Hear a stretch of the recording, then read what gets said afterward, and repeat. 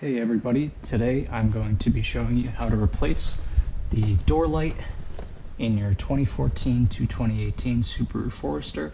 It's probably relevant for other years, but this is as much as I know. So what you're going to want for tools is either a plastic pry tool, my favorite, or a screwdriver with a little piece of tape over it just to make it so the metal edge isn't so harsh. Now, if you'll see on the side closest to the hinge, there is a little bit of a divot. Not sure if you can see that there, but you're going to want to pop in, whatever you're using.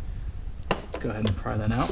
This bulb is dead, so just go ahead, throw it in the trash, whatever. Now, if you're pulling out one that's live, I would recommend using gloves. They do get pretty hot pretty fast.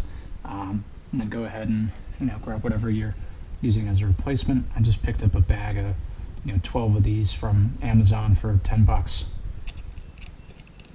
Make sure there's a good connection. Give it a little shake, make sure it doesn't flicker. You're gonna see, go in the same way, and it'll clip in. That's it. Easy as that. Thanks for watching, guys.